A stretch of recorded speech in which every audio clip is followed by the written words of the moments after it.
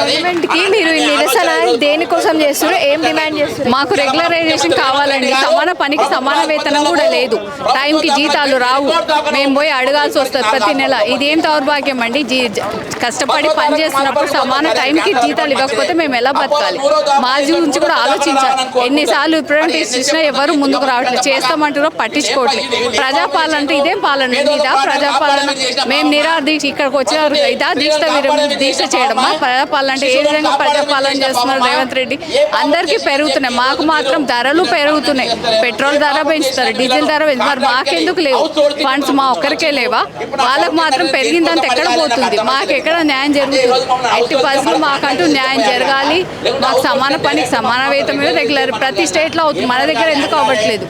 మన దగ్గర ఎందుకు ఫండ్స్ లేవు? వేరే వాళ్ళకి ఇచ్చినప్పుడు మాకెందుకు? మాకు ఖచ్చితంగా కావాలి. ఇదే మాది డిమాండ్ అండి. ఇప్పుడు ఇక్కడ 72 క్యాడర్ల వాళ్ళు నిరసన చేస్తున్నారు కదా, మీరు దాదాపు ఎంత మందికి ఇట్లా ప్రభావితం అవుతుంది? మీరు రెగ్యులర్ కాకుండా 17,000 మంది ఉన్నారండి. 17,000 నుంచి 20,000 మంది ఉన్నారు. పాపం వాళ్ళ పరిస్థితి, కొంతమంది కాంట్రాక్ట్ నుంచి అవుట్ సోర్సింగ్ చేస్తారు. వాళ్ళ పరిస్థితి ఏంటి? ఇలా అయితే కష్టం కదా. ఖచ్చితంగా చేయాలి, మాకంటూ న్యాయం జరగాలి. అదే మేము కోరుకునేది. లేకపోతే నిరాహార దీక్ష చేద్దామని డిసైడ్ అయ్యాం. ఇలానే చేస్తే ఇచ్చే సాలరీస్ టైంకి ఇస్తారా? ఇవ్వట్లేదండి. ఒక్కొక్కసారి 6 నెలల వరకు కూడా రావట్లేదు. మేము కష్టపడి ఇలా దీక్ష చేస్తే వస్తాయి తప్పే రావు. 6 నెలల తర్వాత మొత్తం ఒకటేసారి ఇస్తారా, లేకపోతే అది కూడా ఒక్కొక్కసారి ఆపుతూనే ఇస్తున్నారండి. చాలా మందికి సంవత్సరానికి 2 సార్లు వస్తున్నాయి జీతాలు. ఎలా ఉన్నాయి? కొంతమందికి సైన్ చేయక చాలా ఇబ్బందులు చేస్తున్నారు. మాకు రెగ్యులర్ వాళ్ళకి జీతాలు పెరిగితే మరి మాకు మాత్రం ఎందుకు జీతాలు పెరగట్లేదండి? మీరు అవుట్ సోర్సింగ్ కానీ బయట కాంట్రాక్ట్ వాళ్ళకి కానీ 3 years అయినాక పర్మనెంట్ చేయాలి కదా. అదే కదా మేము మొత్తుకునేది. అందుకే మేము అడగడానికి వచ్చాము. అందుకే ఈ దీక్ష పెట్టుకున్నాం. మేము మాకంటూ న్యాయం చేయాలి. 4 years అసలు ఏది పెంచలే. అందుకే కదా మాకు బాధ ఉన్నదే. దౌర్భాగ్యం తక్కువ అంటే మళ్ళీ అందులో కూడా పెంచట్లేదు. మాకు ఎప్పుడు న్యాయం జరగాలి. అసలు ఎక్కడ ఒక 4 ఏళ్ళ పెంచనే లేదు. మాకంటూ ఏదో ఒక న్యాయం జరగాలి. ప్రతి స్టేట్ లో రెగ్యులరైజ్ చేశారు ఈ ప్రాబ్లం, కానీ ఇక్కడ మాత్రం రెగ్యులర్ కనీసం పే కూడా పెంచట్లేదు. ఎలా అండి? ఇలా వస్తే కష్టం కదా.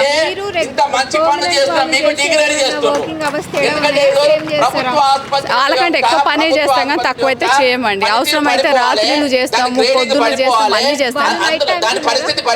ఎవరు ఉండరు. నైట్ టైం కొన్ని దగ్గరనే ఉంటారు, అందరి దగ్గర నైట్ టైం ఏమి ఉండదు. కాకపోతే మాకు న్యాయం జరగదు. వాళ్ళకి పెరిగిన మాకు చేయరండి. సమయం పడుతుంది. నేను ఇళ్ళనే ఉంటా కాబట్టి నాకు అర్థమైపోతుంది ఏంటంటే ఈ రోజు మాకు సమాన పనికి సమాన వేతనం, రెగ్యులరైజేషన్ ఇది ఖచ్చితంగా కావాలి. డెసిగ్నేషన్ పెయిడ్ మెటర్నిటీ లీవ్స్ కావాలి. అంతే మేము ఇదే డిమాండ్ చేస్తాం. లేవండి, మాకంటూ భద్రత ఏది లేదు. బీమా లేదు, పెయిడ్ మెటర్నిటీ లీవ్స్ ఏమీ లేవు. మరి ఎప్పుడు మాకంటూ ఏ భద్రత? ఒక ఫ్యామిలీలో ఒక మనిషి చనిపోతే వాళ్ళు ఏమీ చేయట్లేదు గవర్నమెంట్ నుంచి. మాకు చాలా ఇబ్బంది అవుతుంది. అంటే ఇప్పుడు కొంతమంది 10 years 20 years నుంచి కూడా వాళ్ళకు కూడా రెగ్యులర్ పర్మనెంట్ చేయలేదు. ఎవ్వరికి చేయలేదండి, అందరికి కావాలి. అది అట్లనే ఉంది. అంటే జీతము పిఆర్సీ రిలీజ్ చేయలేదు, సమాన పని సమాన వేతనం లేదు, ఏది లేదు. అన్ని నష్టంగా మాకు ఏది యూజ్ అవ్వడం లేదు. చేసాం, ఎవరు రెస్పాండ్ చేస్తామంటారు తప్పితే ఎవ్వరు ప్రతిసారి వెళ్ళడం కలవడం చూస్తామంటారు తప్పితే ఏమీ లేదు ఇప్పటివరకు. అందుకే మేము ఇది చేస్తామని కూడా చెప్పలేదు. చూస్తాం అని చెప్తున్నారు. హెల్త్ మినిస్టర్ దామోదర్ రాజు ప్రతి ఒక్కరిని కలుస్తాం, కిషన్ అందరినీ కలిసాం, బీజేపీ వాళ్ళని కలిసాం, వీళ్ళని కలిసాం, సీతక్క మినిస్టర్ని కలిసాం, అందరినీ కలుస్తున్నాం. అందరూ ఎవరు చేయట్లేదు. అందుకే మేము ఈ దీక్ష తీసుకున్నాం. కూడా గవర్నమెంట్ రెస్పాండ్ కాకపోతే ఏం చేస్తారు? దీక్ష నిరాహార దీక్షకి వెళ్ళిపోతాం. మా హక్కులు శాంతియుతంగానే మా హక్కులు సాధించక మేము చేస్తూనే ఉంటాం. ఖచ్చితంగా సాధిస్తాం. ఇది మేము అంతే. 72 క్యాడర్ల వాళ్ళు నిరసన చేస్తున్నారు. మిగతా ఏ క్యాడర్ ఎట్లా ప్రభావితం? అందరికీ అన్ని క్యాడర్స్ చేస్తున్నారు. అందరికీ చేయాలి. ఇక్కడ ఆశా వర్కర్లు ఉన్నారు, ప్రతి ఒక్కరు ఉన్నారు, ల్యాబ్ టెక్నీషియన్స్ ఉన్నారు, ఫార్మసిస్టులు ఉన్నారు, ఓటీ వాళ్ళు ఉన్నారు, ప్రతి డిపిఓలు ఉన్నారు, ప్రతి ఒక్క క్యాడర్ వాళ్ళు ఉన్నారు ఇక్కడ. ఒక్కరా నేను డాక్టర్స్ నుంచి కింది లెవెల్ నుంచి పై లెవెల్ ప్రతి ఒక్కరి క్యాడర్ అందరు ప్రతి డిస్ట్రిక్ట్ నుంచి వచ్చారు ఈరోజు. తెలంగాణ డిస్ట్రిక్ట్లో ఉన్న ప్రతి ఒక్కరు వచ్చారు. ఖచ్చితంగా మాకు న్యాయం కావాలి. ఇదే మేము చెల్లించి గవర్నమెంట్. ఇవాళ ఒక్కరోజు ఇక్కడ నిరసన చేస్తున్నారు, మరి ఇవాళ హాస్పిటల్లో పేషెంట్స్కి ఇబ్బంది అవుతుంది కదా. మరి మా ఇబ్బందులు ఎవరు పట్టించుకుంటారండి? మేము ప్రతిరోజు ఇచ్చే సేవలకు ఒక్కటే కనుక మరి మా ఇబ్బందులు ఎవరు పట్టించుకోవాలి? అందుకే మా ఇబ్బందులు తెలవాలనే మేము చేస్తాం. మాకు కరెక్ట్ ఉంటేనే కదా మేమేదో న్యాయం చేయాలి. మాకే న్యాయం లేనప్పుడు మేమే న్యాయం చేస్తాం. మా న్యాయం కూడా ఆలోచించాలి కదా, మాకు న్యాయం జరగాలి కదా. జరగకపోతే మేమేం యూజ్ ఉంటుంది? మాకే న్యాయం లేనప్పుడు మేమేం చేస్తాం న్యాయం? ప్రతిసారి ఏదో ఒకటి ప్రతిసారి జీతాల కాడ నుంచి అడుక్కోవాల్సి వస్తుంది. మేము ఏ పరిస్థితుల్లోనో అర్థం చేసుకోండి. అంటే మీకు ఫెస్టివల్స్ అప్పుడు బోనస్లు ఇవ్వడం అలా ఏది లేదండి, ఏది లేదు. ఆరోగ్య భద్రత లేదు. బోనస్ల వరకు ఎందుకు? అసలు అది ఏది ఇప్పటి వరకు జరగలేదు. అదే కదా మా దౌర్భాగ్యం. గవర్నమెంట్లు ఉంటే ఏదో సెక్యూరిటీ అంటారు, ఏ సెక్యూరిటీ లేదు, ఏది లేదు. జాబ్ సెక్యూరిటీ లేదు, ఏది లేదు. ఇది ఎలాగైనా మీరే గవర్నమెంట్ వరకు మాది వినిపించేటట్టు మీరే సహాయం చేయాలి. మా గొంతు వినిపించి మాకు న్యాయం చేసి మీ చేతిలోనే ఉంది. ఓకేనా? Thank you. చెప్పండి, ఇప్పుడు మీరు నిరసన చేయడానికి మెయిన్ రీజన్ ఏంటి? ఏం డిమాండ్ చేస్తున్నారు గవర్నమెంట్? మేము ఎన్హెచ్ఎం ఉద్యోగులం అండి. 10 నుంచి 15 సంవత్సరాల నుండి వర్క్ చేస్తూనే ఉన్నాము.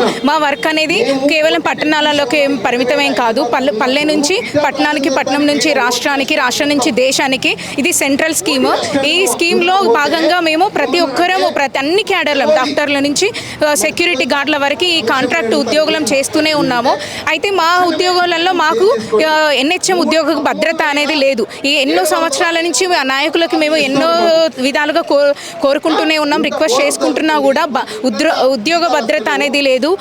కాంట్రాక్ట్ జీవితంలోనే ఉంటున్నాము. రెగ్యులరైజేషన్ కావాలని, అదేవిధంగా హెల్త్ బీమా ఉండాలి అని, ముఖ్యంగా మహిళలకి 180 రోజుల ప్రసూతి సెలవులు ఇవ్వాలి అని మా ముఖ్య ఉద్దేశం అండి.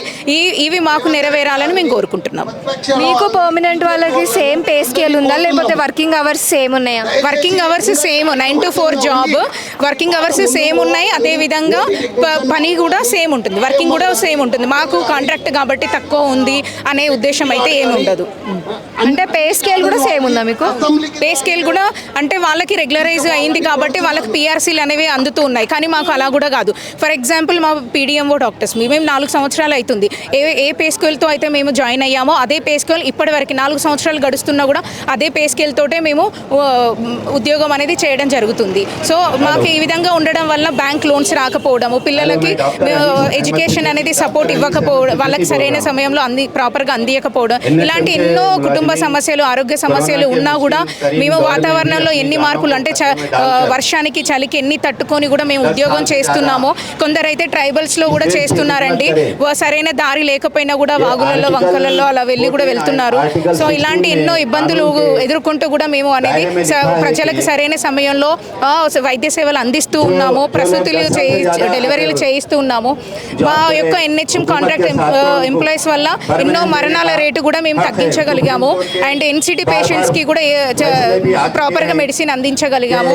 ఇమ్యునైజేషన్ అనేది చిన్నపిల్లలకి సరైన సమయంలో టీకాలు అందే విధంగా కూడా మేమే చూసుకుంటున్నాము.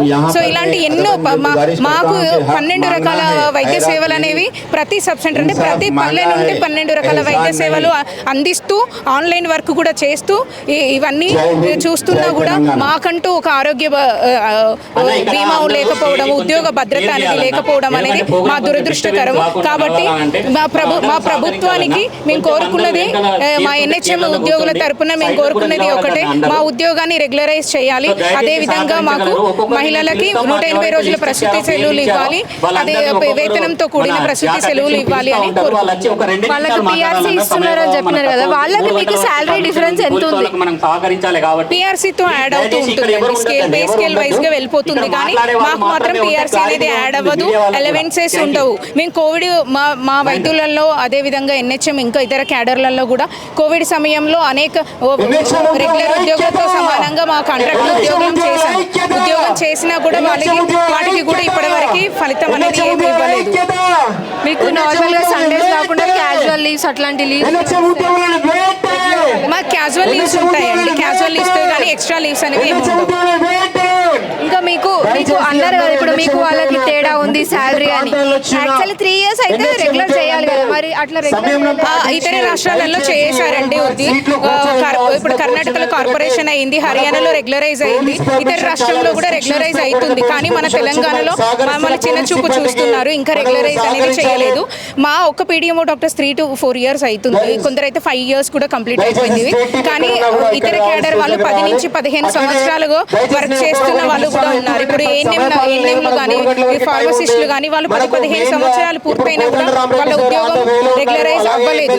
కొందరైతే ఇంకా వాళ్ళే ఆధారం, ఈ ఇంటికి వాళ్ళే ఆధారం అయింది. సో వాళ్ళు చూసుకోలేకపోతున్నారు ఈ కాంట్రాక్ట్ ఉద్యోగం వల్ల.